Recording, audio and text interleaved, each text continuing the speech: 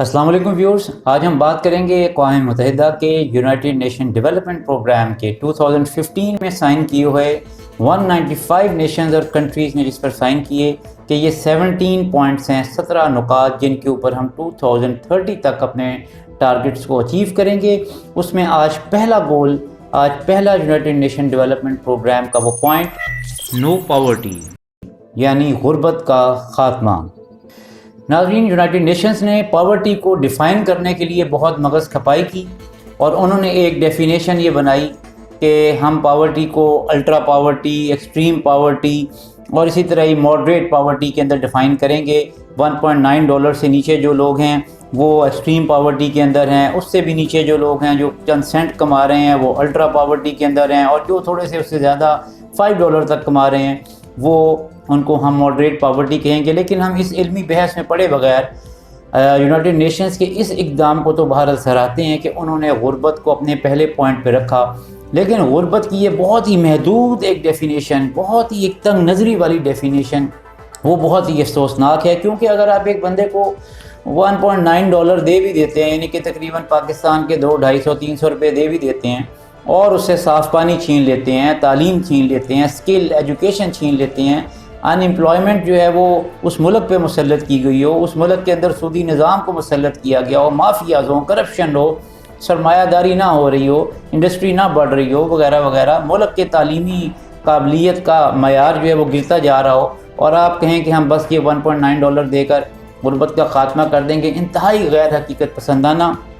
یہ United nations نے definition کی۔ بہرحال ہم چلتے چلتے اسلام کے غربت کے متعلق فلسفے کا ایک مجموعی بہت ہی مختصر سا جائزہ اس ڈائیگرام کی شکل میں لے سکتے ہیں کہ اسلام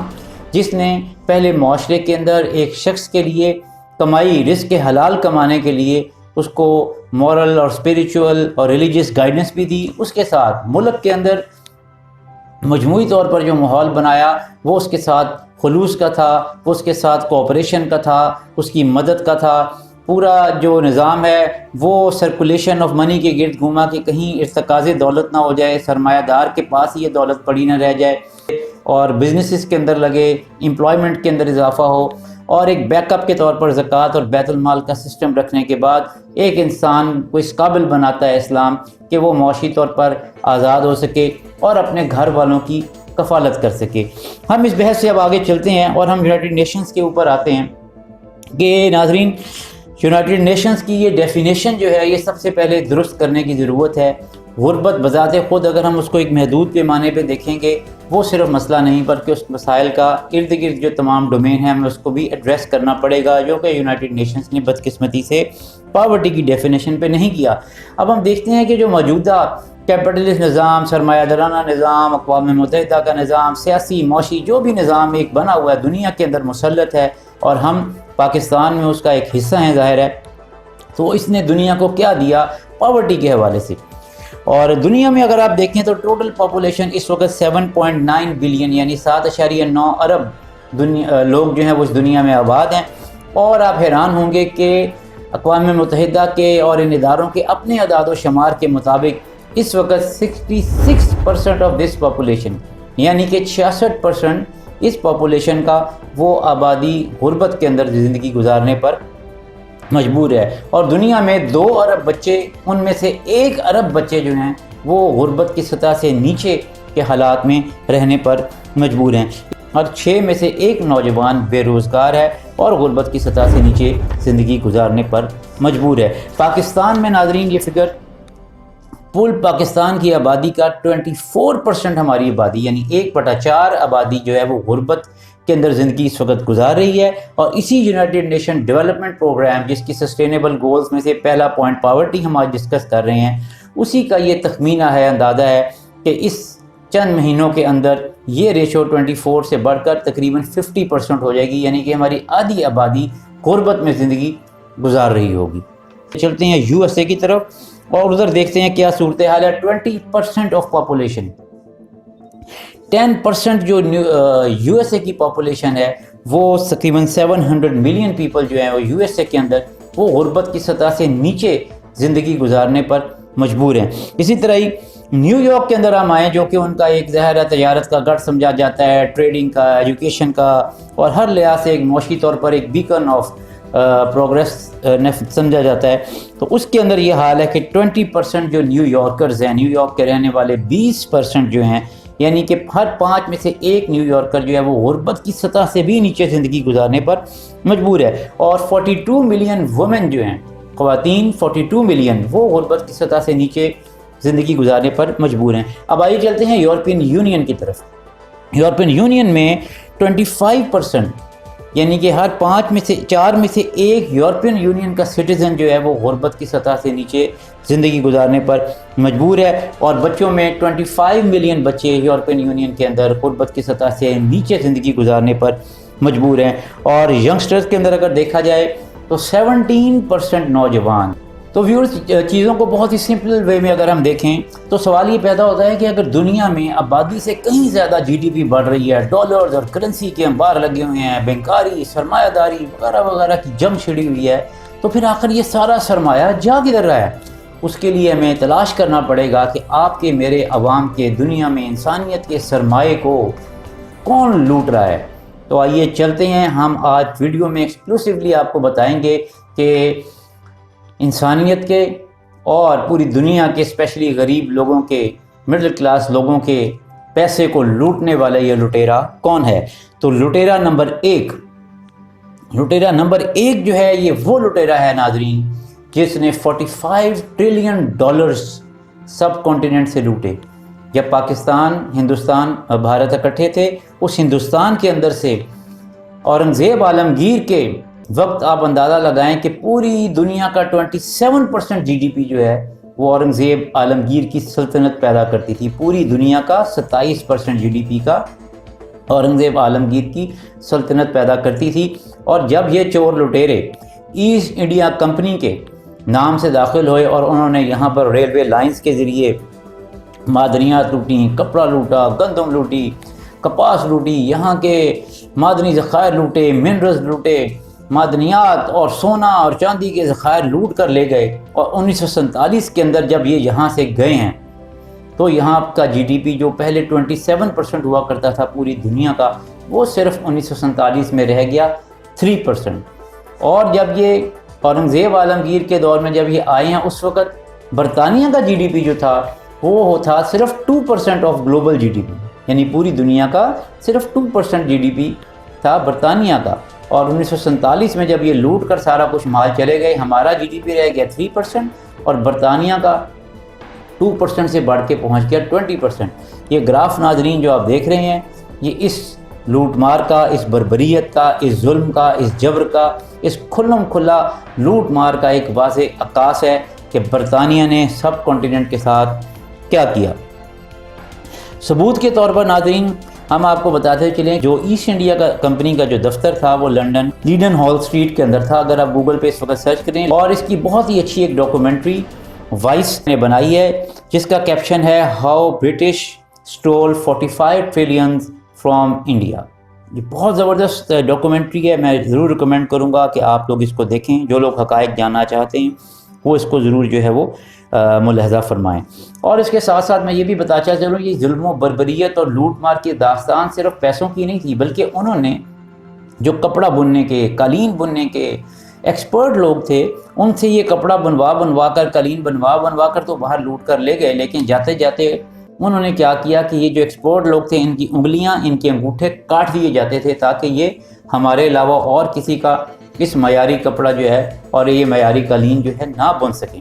یہ بہت بڑا ظلم جبر تھا۔ اسی طرح ہی ہم چلتے ہیں کہ بنگلہ دیش کے اندر چرچل نے، جو کہ یو کے کا بعد میں پرائم منسٹر بنا، اس نے 1943 کے اندر آپ یہ دیکھیں کہ بنگلہ دیش کا جتنا چاول اگا تھا، گندم، پھل، سبزیاں، یہ سارا کچھ لوٹ کر ورلڈ وار میں اپنے لڑتے ہوئے سپاہیوں کو یہ سارا کچھ بھجوا دیا، اور اس کا کوئی سدباب نہیں کیا، کوئی پیمنٹ نہیں دی، غریبوں کا خیال نہیں رکھا۔ حتیٰ کہ 1943 کے اندر بنگلہ میں بہت بڑا ایک قحط جو ہے وہ برپا ہوا، جس کے اندر 40 لاکھ ہمارے بنگلہ دیشی بہن بھائی، بچے، بوڑھے، جوان، یہ جو ہے وہ قحط کے اندر شہید ہو گئے، فوت ہو گئے، زندگی کی بازی ہار گئے. اور چرچل سے یہ پوچھا گیا تو اس نے مذاقاً اور طنزاً یہ کہا کہ اگر واقعی بنگلہ دیش میں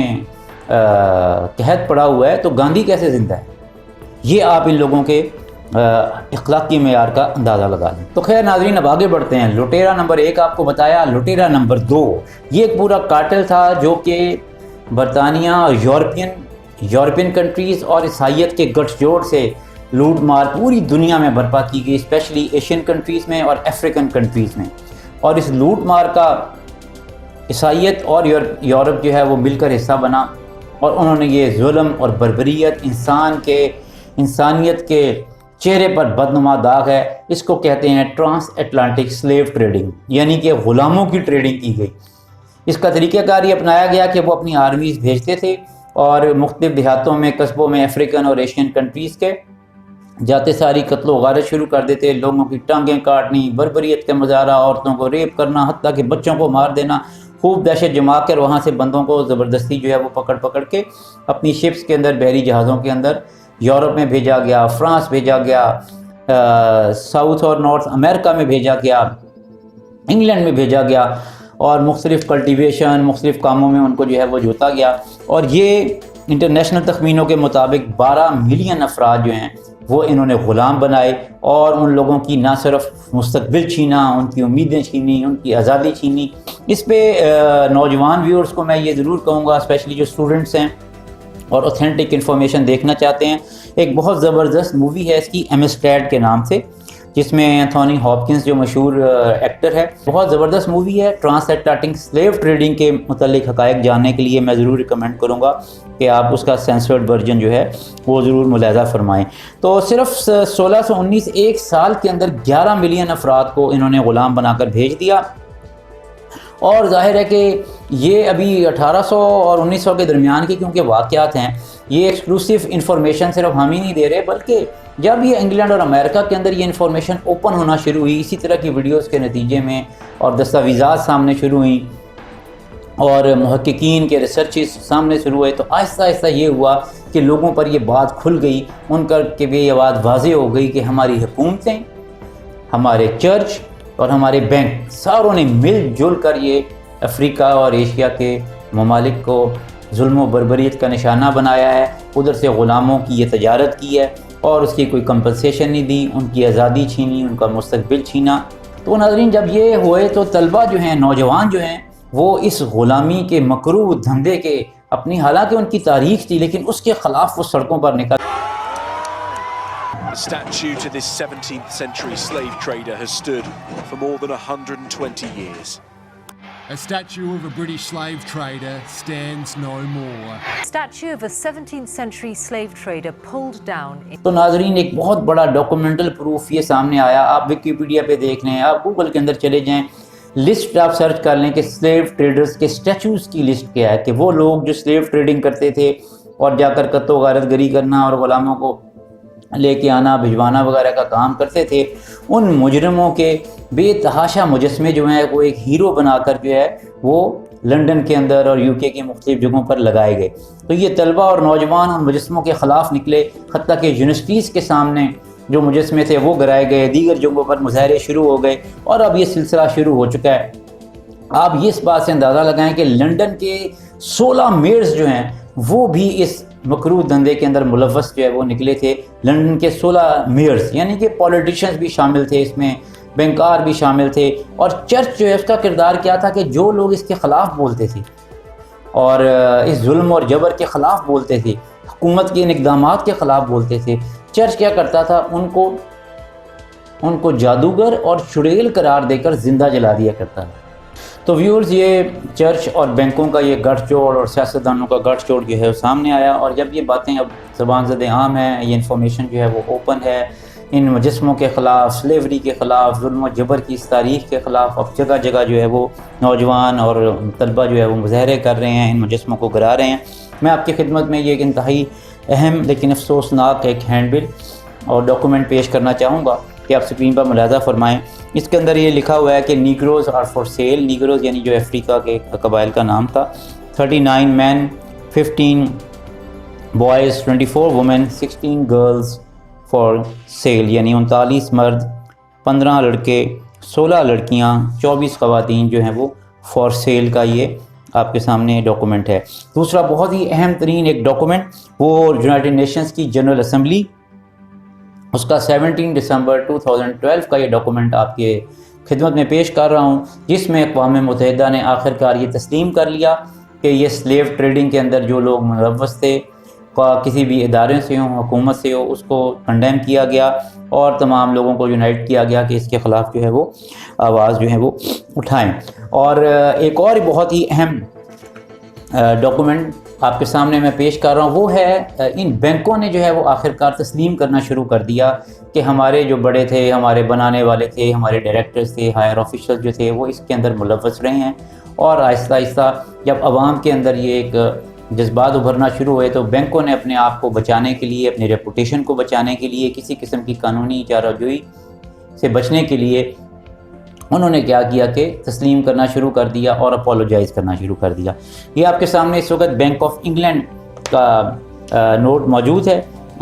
تھوڑا سا میں اس کے اندر پڑھ دیتا ہوں۔ There can be no doubt that the 18th and 19th century slave trade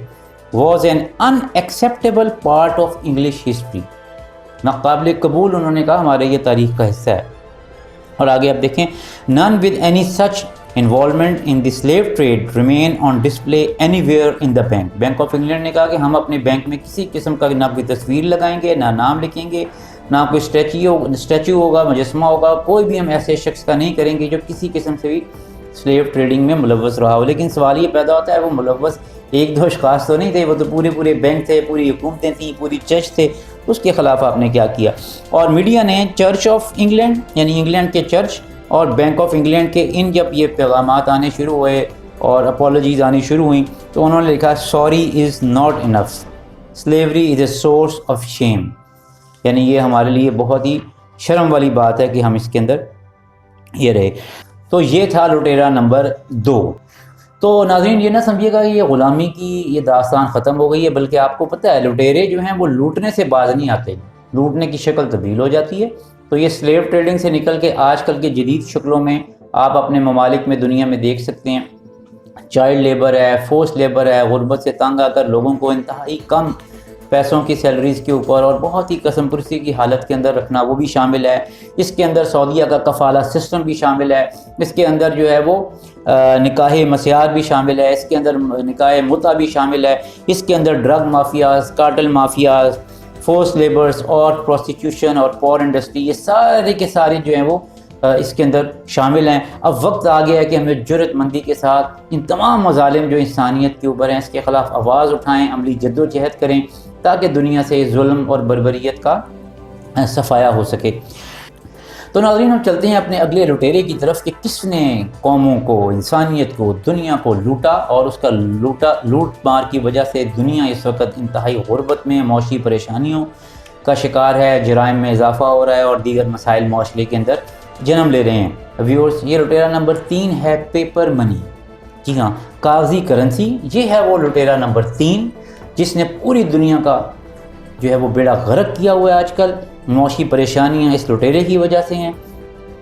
اور اس کا لوٹ مار کا انداز یہ ہے کہ پیپر منی اصل میں چھاپی گئی تھی کسی سٹینڈرڈ کے اگینسٹ کہ ایک ملک کے پاس جتنے سونا یا چاندی ہوگا اس کے مطابق ہم پیپر کرنسی جو ہے وہ چھاپ دیں گے۔ کوئی شخص چاہے تو وہ پیپر کرنسی لے جائے، چاہے تو وہ سونا یا چاندی کو لے جائے۔ اگر آپ سمجھتے ہیں کہ اتنا زیادہ سونا چاندی مجھے لے جانا قافلوں کے ساتھ اور دیگر ممالک میں ٹریڈنگ میں آنے جانے میں مشکل ہے تو آپ کرنسی لے جائیں اور جب چاہیں اس کرنسی کو بینک میں واپس کریں اور اپنا سونا یا چاندی جو ہے وہ واپس لے لیں۔ تو ڈالر جو پہلا چھاپا گیا تو شروع میں جب ڈالر چھاپا گیا تو یہ 1.6 گرامز آف گولڈ کے اوپر تھا، یعنی 1.6 گرام سونا، اس کی یہ رسید تھی $1۔ آپ جب چاہیں وہ ڈالر واپس کر کے وہ 1.6 گرام سونا بینک سے واپس لے سکتے تھے۔ اور یہ آپ کے سامنے میں بہت اہم ڈاکومنٹ رکھ رہا ہوں جو کہ اوریجنل ڈالرز ہیں، جس کے اوپر یہ لکھا ہوا ہے، نیچے آپ نوٹ کریں اگر ریڈیمیبل ان گولڈ اور سلور کوائنز، یعنی کہ یہ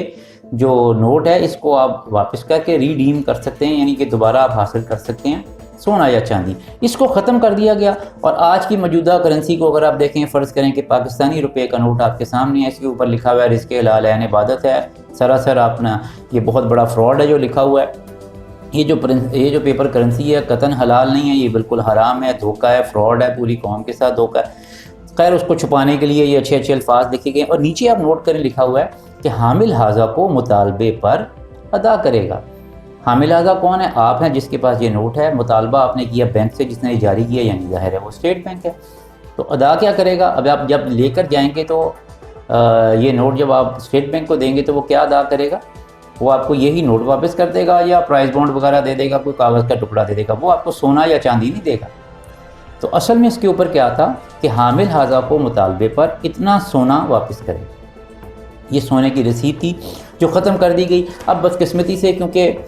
کوئی فارمولہ نہیں رہا، کوئی سٹینڈرڈ نہیں رہا، تو نوٹ جتنے آپ چھاپتے چلے جاتے ہیں۔ یہ ہے انفلیشن کی اصلی تعریف۔ آپ کو مارکیٹ میں جعلی تعریفیں بڑی ملیں گی۔ انفلیشن کا مطلب کیا ہے؟ مہنگائی ہے۔ انفلیشن کا مطلب کیا ہے؟ یہ وہ فرات زر، کوئی یہ نہیں ہے، سیدھی سیدھی بات ہے کہ جتنا یہ نوٹ چھاپیں گے اتنا ہی بیٹھے بٹھائے اسٹیٹ بینک یا کوئی بھی بینک اپنے قوم کا، اپنی عوام کا پیسہ جو ہے وہ ہماری جیب سے لوٹ لیں گے۔ ان کو فزیکلی لوٹنے کی ضرورت نہیں ہے، غلاموں کو چھیننے کی ضرورت نہیں، کوئی مال متاع آپ کا چھیننے کی ضرورت نہیں۔ وہ سمپل یہ ایسا انہوں نے ایک لوٹ مار کا نظام بنایا کہ وہ نوٹ چھاپیں گے بغیر کسی سٹینڈرڈ کے اور کر دیں گے۔ اس کے لیے ظاہر ہے کہ اس ویڈیو کے ساتھ ساتھ ہمارا مقصد صرف انفارمیشن دینا ہی نہیں ہے، ہمارا مقصد ہے کہ ہم ایک موومنٹ کھڑی کریں، ایک نوجوانوں کی، طلبہ کی، پڑھے لکھے لوگوں کی، ایجوکیٹڈ لوگوں کی، ان جذبے سے بھرپور کانفیڈنٹ لوگوں کی ایک موومنٹ ہم کھڑی کریں کہ پاکستان اور پوری دنیا کے اندر سے اس ظلم و جبر کے یہ جتنے نظام ہیں ان ساروں کو ہم ختم کر کے جو اسلامک سسٹم ہے، جو پروگریسو ترقی اور خوشحالی کا نظام ہے، اس کو امپلیمنٹ کیا جائے۔ تو آپ میں سے جو اشخاص بھی چاہیں اسٹیٹ بینک سے بے شک پوچھ لیں، اور ان کو سمپل ایک بات پوچھیں کہ جی آپ کس فارمولے کے تحت یا کس سٹینڈرڈ کے تحت یہ نوٹ چھاپتے ہیں۔ بس وہ آپ کو اگر کوئی ریٹن میں جواب دے دیں تو آپ پھر مجھ سے رابطہ کر لیجیے گا، وہ کبھی بھی آپ کو یہ جواب نہ دیں گے نہ دے سکیں گے۔ اس کے لیے ناظرین ایک یہ بھی پہلو ہے کہ بڑے بڑے یونیورسٹیز، آپ مثلا لمس کے اندر دیکھیں، میں خود الحمدللہ لمس کے اندر پڑھا ہوں، لمس میں دیکھ لیں، آئی بی اے میں دیکھ لیں، پنجاب یونیورسٹی، بڑے بڑے ادارے، چارٹرڈ اکاؤنٹنٹ، آپ کسی سے پوچھ لیں کیا یہ فراڈ جو ہے وہ پڑھایا جاتا ہے؟ کیا یہ پیپر منی کا فراڈ پڑھایا جاتا ہے؟ یا یہ ہسٹری جو میں نے آپ کو بتائی ہے جس سے سب کانٹیننٹ کا پیسہ لوٹا گیا، یا لٹیرا نمبر 2 جو میں نے آپ کو بتایا جس سے سلیو ٹریڈنگ کی گئی اور لوگوں کا معاشی قتل، لوگوں کے فریڈم کو جو ہے وہ برباد کیا گیا، اور یورپ وغیرہ نے اپنا جو ہے وہ مال بنانے کے لیے بڑے بڑے افریقن اور ایشین کنٹری کو تباہ و برباد کیا؟ کیا یہ ہسٹری کبھی پڑھائی جاتی ہے؟ اور یہ جو لٹیرا نمبر 3 ہے پیپر کرنسی، اس کے متعلق کیا کبھی پڑھایا جاتا ہے کہ جس روپے کو چھاپنے کے لیے آپ پوری تعلیم دیتے ہیں اس روپے کی اپنی حیثیت کیا ہے؟ وہ خود کچھ بھی نہیں ہے۔ تو میں ریکویسٹ بھی کروں گا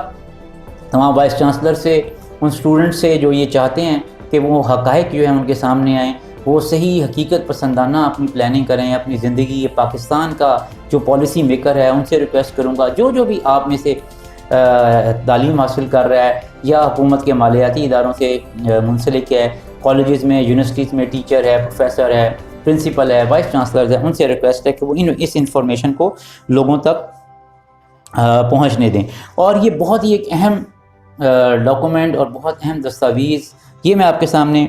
پیش کروں گا، یہ ہے فیڈرل ریزرو بینک۔ یہ فیڈرل ریزرو بینک سے آپ یہ نہ سمجھیے گا کہ یہ فیڈرل ادارہ ہے، یہ جس طرح ہمارا اسٹیٹ بینک ہے، یہ امریکہ کا ہے، فیڈرل ریزرو بینک ہے جس کو فیڈ کہتے ہیں۔ یہ فیڈرل صرف نام میں ہے، یہ پورا قوم سے دھوکہ ہے، پوری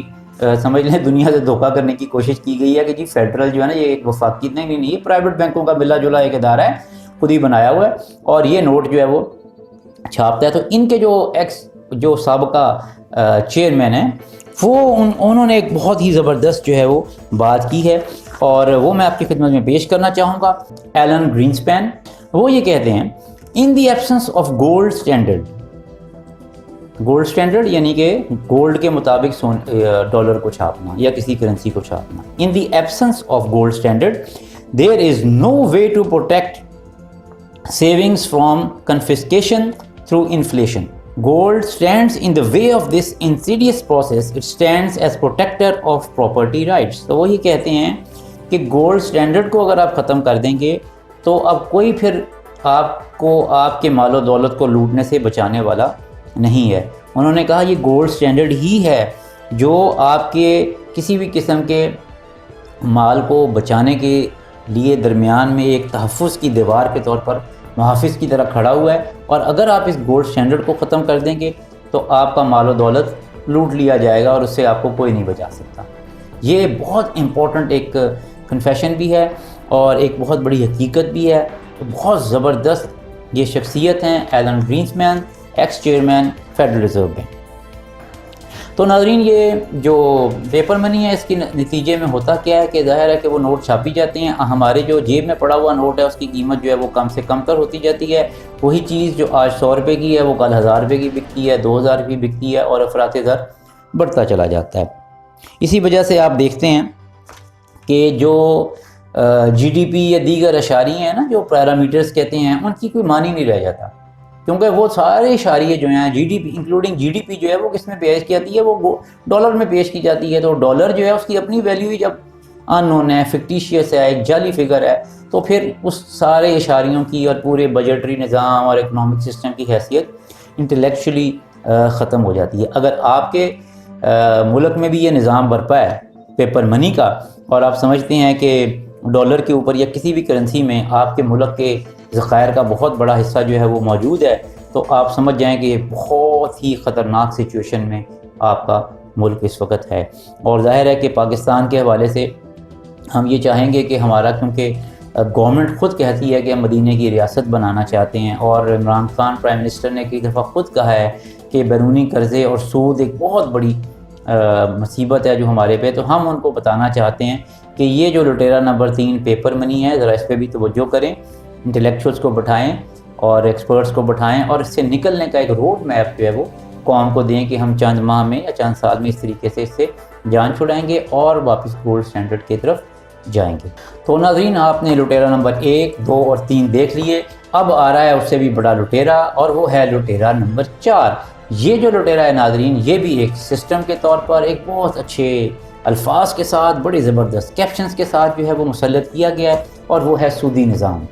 الحمدللہ پاکستان کے اندر اور مسلمانوں کی اکثریت کو تو خیر ڈیٹیل سمجھنے کی ضرورت ہی نہیں، کیونکہ ہر مسلمان کے ذہن میں بالکل فکس ہے یہ بات کہ یہ قرآن و سنت کے اندر سود جو ہے وہ قطعاً حرام ہے، اور ہر شخص بچنے کی کوشش کرتا ہے۔ لیکن ناظرین آپ یہ دیکھیں، جب آپ ایک نوجوان کو کہتے ہیں کہ بیٹا تم نے حلال کمانا ہے، تم نے محنت کرنی ہے، آگے بڑھنا ہے، سود نہیں لینا، فلاں نہیں کرنا، یہ تو وہ حیران ہوتا ہے، اور وہ کہتا ہے پورا نظام جو ہے وہ میرے پہ مسلط کیا گیا ہے، کرپشن کا، پیپر منی کا، فراڈ کا، سلیو ٹریڈنگ کا، لوٹ مار کا، سودی نظام مسلط کیا گیا ہے، مافیاز، کارٹل مسلط کیے گئے ہیں، اور مجھے اکیلے کو بیچارے کو کہہ رہے ہیں کہ جی آپ نے محنت کرنی ہے۔ تو کچھ چیزیں تو وہ کر سکتا ہے، لیکن کچھ چیزیں انڈیویجول کے بس میں نہیں ہیں۔ تو یہ ہے لٹیرا نمبر 4، اور یہ ہے سودی نظام۔ اس کو سمجھنے کے لیے ناظرین بہت سمپل وے میں آپ یہ ایک ڈائیگرام جو دیکھ رہے ہیں، جب بھی کوئی کاروبار کیا جاتا ہے، آپ فرض کر لیں ایک چھوٹی سی فیکٹری بھی اگر ہے، تو اس کے لیے ایک را مٹیریل لیا جاتا ہے، کچھ خام مال لیا جاتا ہے، اس خام مال کے ساتھ جو ہے وہ سروسز لی جاتی ہیں لوگوں کی، اور فیکٹری کے اندر وہ افراد مشینری وغیرہ لگا کر اس کو ایک ویلیو ایڈیشن کر کے اس کے اندر وہ مال بناتے ہیں، جو فنش پروڈکٹ جو ہے وہ باہر نکلتا ہے۔ وہ فنش پروڈکٹ باہر لوگوں کو بھی سیل کیا جاتا ہے، ڈسٹریبیوشن چینلز میں دیا جاتا ہے، ہول سیلرز کو دیا جاتا ہے، آن لائن آج کل اسٹورز کے ذریعے بیچا جاتا ہے، غرض کہ یہ پورے سارے لوگوں کے اندر گھومتا ہوا پھر ایک گاہک کے پاس پہنچتا ہے۔ تو آپ یہ دیکھیں کہ کتنے زیادہ لوگ، مشینری اس کے اندر انوالو ہے، ایجوکیٹڈ لوگوں کی ضرورت ہے، ریسرچ اینڈ ڈیولپمنٹ ہے، پھر یہ بے تحاشا جب کاروبار بڑھتے ہیں، فیکٹریز جب بنتی ہیں، کوئی بھی انڈسٹری جب فروغ پاتی ہے، ان کا آپس میں کمپٹیشن ہوتا ہے، وہ بہتر سے بہتر سروسز دیتے ہیں، لوگوں کو اچھے سے اچھا معیار ملتا ہے۔ تو اس سارے نیچرل پروسیس کو جو حقیقی ضرورت ہوتی ہے کسی بھی انڈسٹری کی اور کنزیومر مارکیٹ کی، اس کی بجائے یہ سود خور کیا کرتا ہے، یہ سودی نظام کیا کرتا ہے کہ اس پورے نظام پہ کانٹا لگا دیتا ہے، سب کچھ آپ کا صفر ہو جاتا ہے، کوئی اوریجنل امپلائمنٹ نہیں ملتی، کوئی اوریجنل بزنس نہیں ہوتا، کوئی اوریجنل سپلائی چین جو ہے وہ وجود میں نہیں آتی، کوئی ایجوکیشن نہیں، کوئی اسکل نہیں، کسی چیز کی ضرورت نہیں۔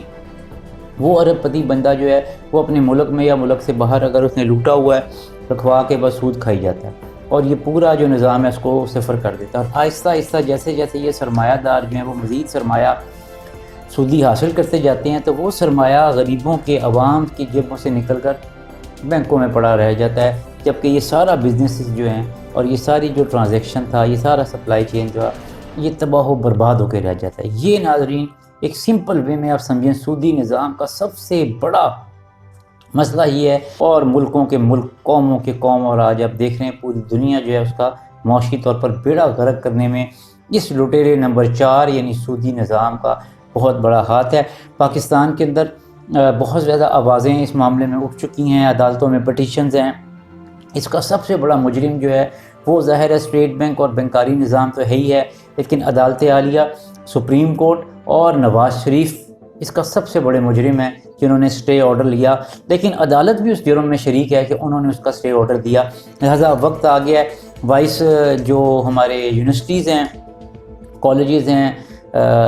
تعلیمی ادارے ہیں، ان سے بھی میں ریکویسٹ کروں گا کہ یہ جو لٹیرا نمبر 3 تھا پیپر منی، اور یہ لٹیرا نمبر 4 ڈکیت نمبر 3 اور 4 یہ سودی نظام، اس کے متعلق جو ہے وہ آپ اپنی کتابوں میں پڑھائیں، کریکولم میں ایڈ کریں۔ اور اس سلسلے میں میں اسپیشلی جو ہے لمس وائس چانسلر جو ڈاکٹر ارشاد احمد، لمس کے وائس چانسلر ڈاکٹر ارشاد احمد صاحب، آئی بی اے کی وائس چانسلر ڈاکٹر میر محمد شاہ صاحب، اور پنجاب یونیورسٹی کے وائس چانسلر ڈاکٹر نیاز احمد اختر صاحب، اور گورنمنٹ کالج لاہور میرا اپنا تعلیمی ادارہ، اس کے وائس چانسلر جناب اصغر زیدی صاحب، ان سے میں اسپیشلی ریکویسٹ کروں گا کہ آپ خدا کے واسطے یہ جو ڈکیتی اور لوٹ مار کا بازار گرم ہے، آپ انٹلیکچولی، آپ لاجیکلی، آپ لوگ پی ایچ ڈی ہولڈرز ہیں، آپ ریسرچ تعلیمی ایک محقق شخصیات ہیں، بغیر کسی تعصب کے، بغیر جذباتی ہوئے آپ خود دیکھیں یہ سارے ڈکیت جو ہیں وہ پاکستان کو کس طرح لوٹ رہے ہیں۔ تو ناظرین یہی وجہ ہے کہ قرآن پاک نے تو واضح طور پر آپ کو علم ہی ہے کہ بے تحاشا جگہ سود کے متعلق جو ہے وہ حکم فرما دیا ہے، اور اسپیشلی سورہ بقرہ کی آیت نمبر 279 میں آپ کی خدمت میں پیش کروں گا، جس میں اللہ نے ہمیں حکم دیا، اے لوگو جو ایمان لائے ہو خدا سے ڈرو، اور جو کچھ تمہارا سود لوگوں پر رہ گیا ہے اسے چھوڑ دو اگر تم واقعی ایمان لاتے ہو، لیکن اگر تم نے ایسا نہ کیا تو آگاہ ہو جاؤ کہ اللہ اور اس کے رسول صلی اللہ علیہ وسلم کی طرف سے تمہارے خلاف اعلان جنگ ہے۔ اب بھی توبہ کر لو تو اپنا اصل سرمایہ لینے کے تم حقدار ہو، نہ تم ظلم کرو نہ تم پر ظلم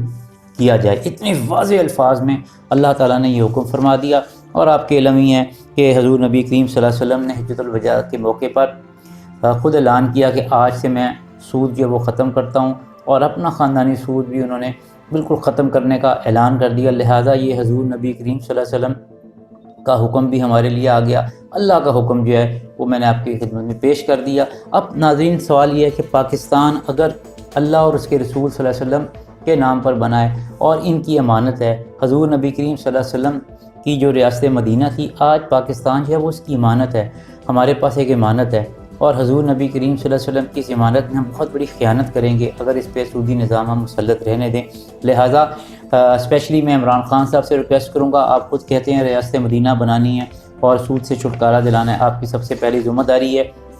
دیگر پولیٹیکل پارٹی سے بھی میں ریکویسٹ کروں گا، پی ایم ایل این ہو، پی پی پی ہو، اور اسپیشلی جماعت اسلامی کے امیر سراج الحق صاحب سے میں ریکویسٹ کروں گا کہ یہ ڈکیت نمبر 3 اور 4، یہ لٹیرا نمبر 3 اور 4 جو ہیں، یہ پیپر منی اور یہ سودی نظام، آپ تو خود کیونکہ ایک ایجوکیٹڈ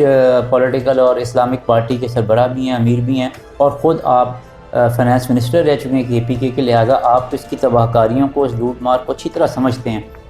تو آگے بڑھیے، قوم کو رہنمائی کیجیے، اور اس سے چھٹکارا دلانے کے لیے پولیٹیکل موومنٹ فوری طور پر شروع کیجیے۔ اس کے ساتھ ساتھ میں تنظیم اسلامی کے امیر جو ہیں شجاع الدین شیخ صاحب، تحریک لبیک پاکستان کے امیر سعد رضوی صاحب، اور منہاج القرآن کے جناب طاہر القادری صاحب، دیگر ساری معزز شخصیات سے میں ریکویسٹ کروں گا کہ وہ آگے بڑھیں اور پاکستان سے اس سے چھٹکارا دلائیں۔ تو یہ آپ کو میں نے ناظرین بتا دیا۔ سود پاکستان کے بجٹ کا اس وقت جو ہے تقریباً 50% جو ہمارا بجٹ ہے وہ سود کے نام پہ پاکستان سے باہر بھیج دیا جاتا ہے۔ یہی وجہ ہے کہ جس طرح میں نے شروع میں عرض کیا تھا کہ اگر اقوام متحدہ واقعی چاہتی ہے کہ غربت سے لوگوں کو نکالے تو ان ساری چیزوں کو، اس ساری لوٹ مار کو بھی ختم کرنے کا اس پہ ایجنڈے میں شامل ہونا چاہیے تھا، لیکن بدقسمتی سے ان 17 پوائنٹس میں سے ان ڈکیتوں کا، ان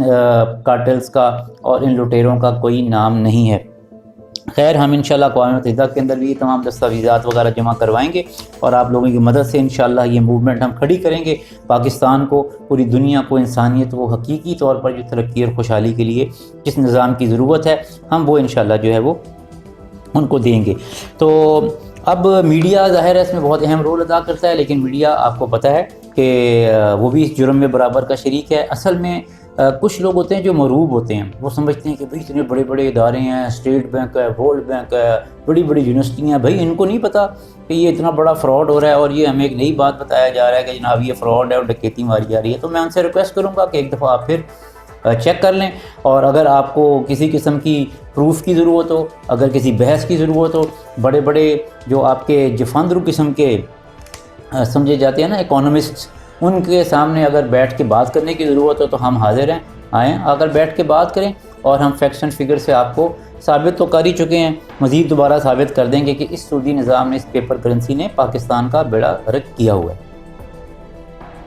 تو ناظرین اب یہ ہے کہ اس سارے اسلامی نظام کو امپلیمنٹ کرنے کے لیے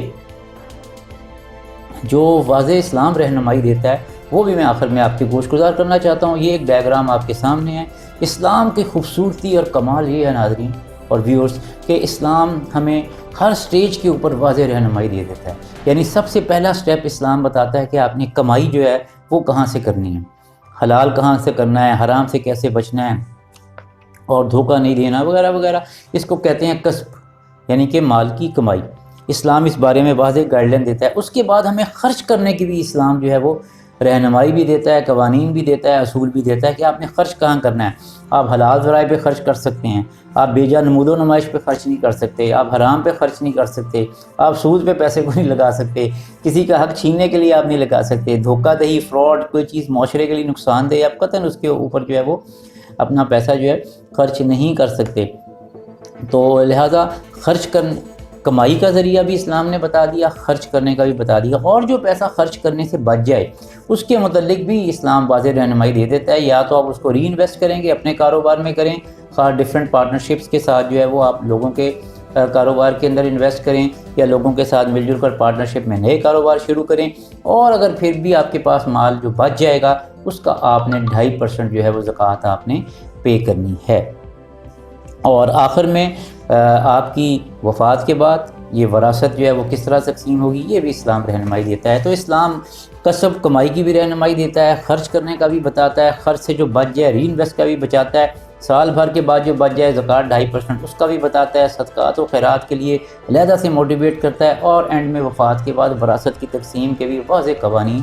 اسلام جو ہے وہ الحمدللہ ہمیں دیتا ہے۔ اسی کی ضرورت جو ہے وہ اس وقت پوری دنیا کو ہے۔ تو ناظرین میں اب آپ سے یہ بھی آخر میں بہت امپورٹنٹ ریکویسٹ کرنا چاہتا ہوں، اور اس کو کائنڈلی سنجیدگی سے آپ سوچیے گا، وہ یہ کہ ان ویڈیو سے، ان لیکچر سے، کتابوں سے، ان سے ہمیں ظاہر ہے کہ ایک اویئرنیس پھیلتی ہے۔ یہ ایک پہلا سٹیپ ضرور ہوتا ہے کہ لوگ جو ہیں وہ حقائق سے وہ دیکھتے ہیں اور لوگ اس مروبیت سے نکلتے ہیں، کئی چیزیں لوگوں کے لیے انکشاف ہوتی ہیں، لیکن اس سے حقیقی نظام میں تبدیلی بہرحال لانے کے لیے ہمیں اس سے آگے بڑھ کر جو ہے وہ کچھ کرنے کی ضرورت ہے۔ تو میں آپ سے ریکویسٹ کروں گا کہ اگر آپ پہلا سٹیپ اٹھانا چاہتے ہیں، ان ویڈیوز کو زیادہ سے زیادہ شیئر کیجئے۔ اگر آپ اسٹوڈنٹ ہیں، ان کے اندر جو دی گئی معلومات ہیں آپ خود بھی اسٹڈی کریں، اپنے وائس چانسلرز کو، اپنے پرنسپل ٹیچرز کو کہیں کہ یہ چیزیں جو ہیں یہ ہمیں پڑھائی جائیں، بلکہ ہمارے کریکولم نصاب کے اندر جو ہے وہ مستقل طور پر اس میں ایڈ کی جائیں۔ اگر آپ چاہتے ہیں آپ اپنے تعلیمی ادارے کے اندر کوئی سیمینار، کوئی ڈسکشن، کسی قسم کا کوشچن آنسر سیشن رکھنا چاہتے ہیں تو ہم بھی حاضر ہیں، کس مرضی ایکسپرٹس کو بلائیے، ان چیزوں کے اوپر بات کیجیے۔ اسی طرح ہی اگر آپ صحافی ہیں تو میں آپ سے ریکویسٹ کروں گا کہ ٹی وی کے اوپر ان ایشوز کو جو ہے وہ آپ کوریج دیجیے، ایکسپرٹس کو بلائیے، ان پر کھلم کھلا بحث کیجیے۔ ہم تو حاضر ہیں، آپ اپنی پسند کے گیسٹ بلائیں، اپنی پسند کے جو ایشوز کو کریں، لیکن یہ حقائق جو ہیں اس کی آپ ایک جس طرح آپ کرتے ہیں نا انویسٹیگیشن، تو آپ اس طرح کی انویسٹیگیشن جو ہے وہ ہم آپ سے ریکویسٹ کرتے ہیں اور ڈیمانڈ بھی کرتے ہیں۔ اسی طرح اگر آپ وکیل ہیں، ہمارے ساتھ عدالتی جنگ لڑنے کے لیے، عدالتی محاذوں پر آگے بڑھنے کے لیے کھڑے ہوں، اگر آپ نوجوان ہیں اور اسٹوڈنٹ ہیں تو ہمیں پبلک موبلائزیشن کی ضرورت ہے، ان اداروں کے اوپر دباؤ ڈالنے کی ضرورت ہے، ہمیں میڈیا کے اندر بھی لڑنا ہے، ہمیں عدالتوں کے اندر بھی لڑنا ہے، ہم نے تعلیمی اداروں میں وائس چانسلرز، پرنسپلز کو بھی ریکویسٹ کرنی ہے کہ آپ تو ملک کو، قوم کو، بچوں کو، اگلی نسل کو جو ہے وہ راہ دکھانے والے ہیں، ان کو حقائق جو ہے وہ بتائیں اور ان سے نہ چھپائیں۔ اسی طرح ہی ہم نے حکومت کو، اسپیشلی عمران خان نے خود کہا ہے کہ ہم سود سے چھٹکارا حاصل کرنا چاہتے ہیں، ان سے بھی ریکویسٹ ہے اگر آپ حکومت کا حصہ ہیں منسٹرز وغیرہ سے آپ کی واقفیت ہے، حکومتی ایوانوں میں آپ کا آنا جانا ہے، اقوام متحدہ کے اندر بھی، ہم یونائٹڈ نیشنز کے اندر بھی یہ تمام چیزیں جو ہے وہ باقاعدہ آفیشلی سبمٹ کروانا چاہتے ہیں کہ اگر آپ واقعی اپنے جو UNDP کے سسٹینیبل گولز ہیں، اگر آپ اس میں نمبر 1 پاورٹی کو دیتے ہیں، اس کو ختم کرنا چاہتے ہیں، تو آپ کو ان ساری چورا چکیری اور ڈکیتی اور لوٹ مار کے نظام سے جو ہے وہ آپ کو بچنا پڑے گا۔ تو اسی طرح ہی میں اس بات کا بھی بہت اظہار کرنا چاہتا ہوں کہ بے تحاشا لوگ ہیں جو سوشل میڈیا کے اوپر ویورز ڈفرینٹ اسپیکٹ سے بات کرتے ہیں۔ فار ایگزامپل ساحل ندیم صاحب ہیں، بہت زبردست اوریٹر بھی ہیں، اور میں تو ان کو کہوں گا کہ وہ ریولیوشنسٹ ہیں، بہت زیادہ لوگوں کے اندر دینی انداز کے اندر موٹیویٹ کرتے ہیں۔ انجینئر محمد علی مرزا صاحب ہیں جو کہ آپ کو پتہ ہے کہ علمی اور قرآنی اور حدیث کے بنیاد کے اوپر جو ہے وہ اپنی بات بہت واضح انداز میں رکھتے ہیں، اور فرقہ واریت سے کی لعنت کو ختم کرنے میں ان کا بہت بڑا کردار ہے۔ اسی طرح مفتی طارق مسعود صاحب بہت زبردست ہیں، نوجوانوں کے اندر ان کی بھی ایک بہت بڑی سے ہے۔ ایون ڈفرینٹ پرینکرز ہیں جو کہ قوم کو جو ہے وہ کبھی اچھی بات اندر طریقے سے جو ہے وہ بات کر جاتے ہیں۔ تو اسی طرح ہی جو ہے وہ آپ کو پتہ ہے کہ پاکستانی ہیں عدنان رشید صاحب، وہ UK کے اندر ہوتے ہیں، MA ہسٹری انہوں نے کیا ہوا ہے، وہ اسلام کے اوپر بہت زبردست بات کرتے ہیں۔ اور اسی طرح ہی راجہ ضیاء الحق صاحب ہیں، وہ پاکستان کے اندر بہت اچھا ادارہ چلا رہے ہیں اور مختلف ایجوکیشن انسٹیٹیوٹس میں بھی جاتے ہیں، آن لائن سوشل میڈیا پہ بھی ان کی ٹاکس ہوتی ہیں۔ میں ان تمام لوگوں کا نام لے کے اس لیے کہہ رہا ہوں کہ یہ وہ وقت ہے کہ ہم بجائے صرف ڈیمانڈس کرتے رہیں، احتجاج کرتے رہیں، بولتے رہیں، ویڈیوز بناتے رہیں، صرف ہم درس و تدریس خطبے دیتے رہیں، یہ بہت امپورٹنٹ کام ہے جو آپ کر رہے ہیں، لیکن تبدیلی اس سے نہیں آئے گی۔ تبدیلی کے لیے ویورز ہمیں اس سے آگے بڑھ کر بہت کچھ کرنا پڑے گا۔ اویئرنیس بہت امپورٹنٹ کام ہے، لیکن اس اویئرنیس کے ذریعے سے جو لوگ اس جذبے کے ساتھ موٹیویٹ ہو کر آ جاتے ہیں کہ ہاں ہم ہیں، پاکستان کو، پوری دنیا کو ہم ترقی اور خوشحالی اور ایک زبردست نظام دینا چاہتے ہیں، اسلامک سسٹم کو امپلیمنٹ کرنے کے لیے ہمارے بزرگوں نے بہت قربانیاں دے چکے، پاکستان کی قوم نے بہت زیادہ اس میں جدوجہد کر لی، آئین اور قانون کے اندر بے تحاشا ہمارے پاس پروویژنز ہیں کہ ہم اسلام کو امپلیمنٹ کر لیں، لیکن بدقسمتی سے ہم وہ پولیٹیکل ول جو ہے وہ ثابت نہیں کر سکے کہ ہمارے پولیٹیشنز، ہمارے حکمران جو ہیں وہ کریں۔ اور یہی وجہ ہے کہ کیونکہ ایک عام شخص جو ہے وہ جب انفرادی طور پر اکیلا سوچتا ہے، وہ کہتا ہے بھی اتنے بڑے نظام کا میں مقابلہ کر نہیں سکتا، وہ خوفزدہ ہو جاتا ہے، پھر وہ اپنے آپ کو جسٹیفائی کرتا ہے کہ بھی میں کیا کروں، میں تو اتنا ہی کر سکتا ہوں، بس میں بول سکتا ہوں، میں لکھ سکتا ہوں۔ نہیں، ہم متحد ہو جائیں تو بہت کچھ کر سکتے ہیں۔ یہ ساری چیزیں جو ہیں وہ مل جل کر ہم کر سکتے ہیں، اچیویبل ہے، ہو سکتا ہے، صرف جرأت، ہمت اور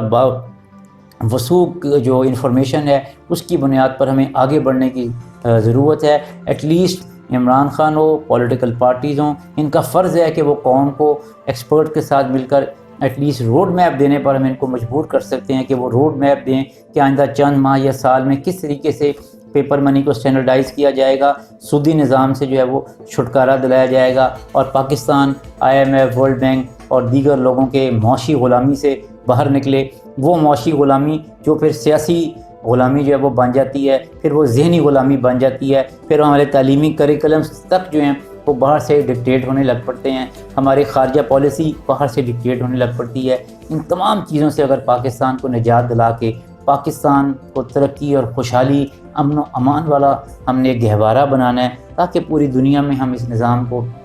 اپلائی کر سکیں، امپلیمنٹ کر سکیں، انسانیت کو ترقی اور خوشحالی دے سکیں، امن و امان دے سکیں، اور موجودہ ظلم و بربریت کے معاشی نظام سے چھٹکارا دلا سکیں۔ اس کے لیے آئیے آگے بڑھیے۔ میں یہ تمام لنکس جو ہیں وہ انشاءاللہ اس ویڈیوز کے نیچے جو ہیں آپ کو اویلیبل ہوں گے، اور ان کی ڈاکومنٹریز، ویڈیوز کے لنکس بھی انشاءاللہ اس ویڈیوز میں شیئر کیے جائیں گے۔ کانٹیکٹ نمبر، ای میل ایڈریس آپ کو اسکرین پر جو ہے وہ